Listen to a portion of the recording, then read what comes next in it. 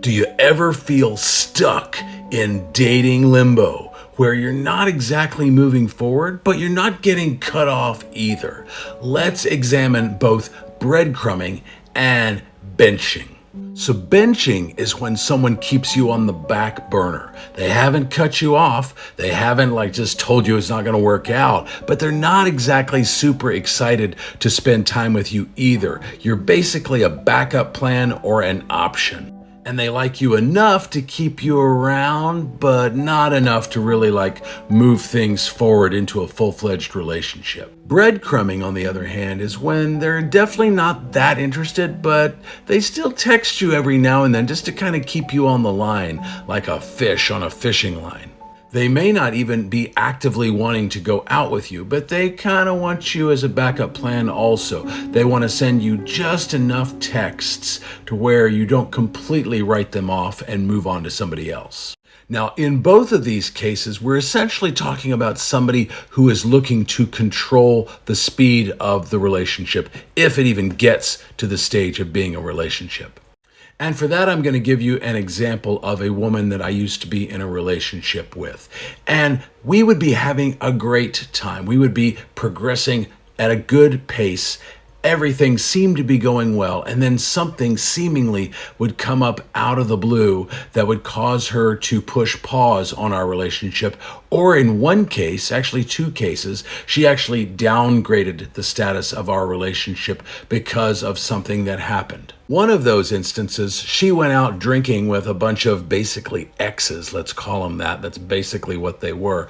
And she essentially feels like she got slipped a date rape drug. And I didn't hear from her for days. I had no idea what was going on. She sent me just tiny bits of information, but I was really desperately worried about her. And when I expressed that I would love to have a greater level of communication, bear in mind at this point, we were full-fledged boyfriend and girlfriend, she got very upset with me as if it was somehow an affront to her that I didn't trust her and things of that nature. And she actually removed the title of boyfriend and girlfriend for a while at that point, basically to punish me for questioning her. But fear of loneliness and fear of being alone could also drive someone to do benching or breadcrumbing as well. And again, it's basically in case somebody better doesn't come along, they don't want to completely lose you. So they're keeping you on the line with just enough interest to where you don't totally jump ship. Of course, if you're on the receiving end of either one of these behaviors,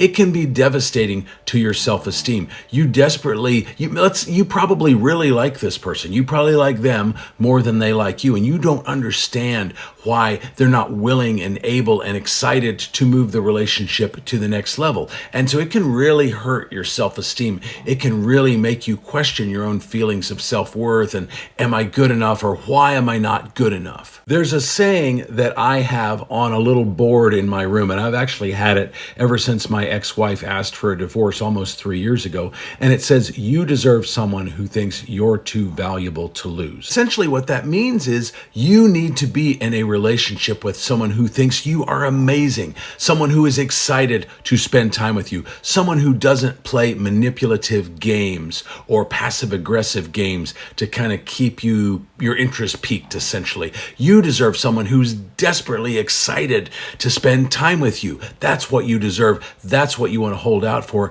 and you don't want to settle for anything less than that.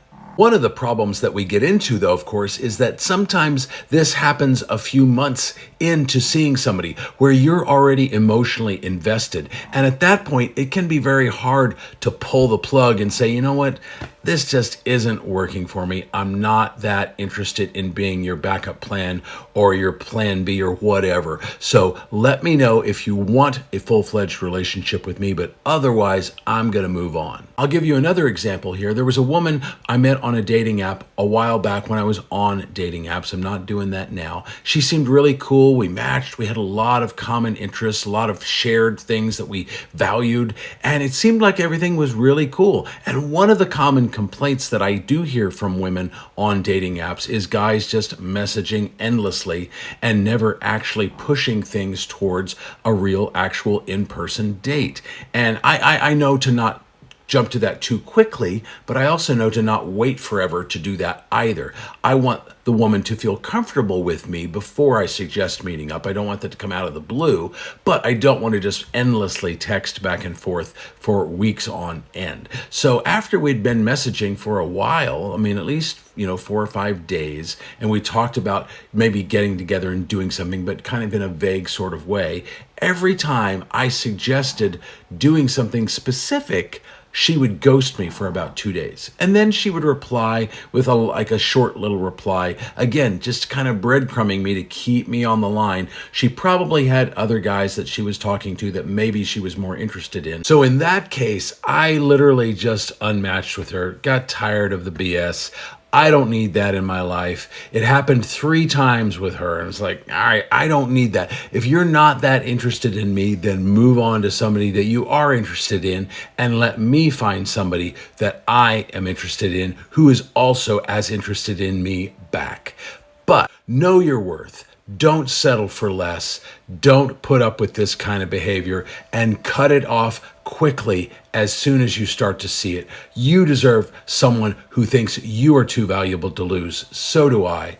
But for now, I'll see you in the next video.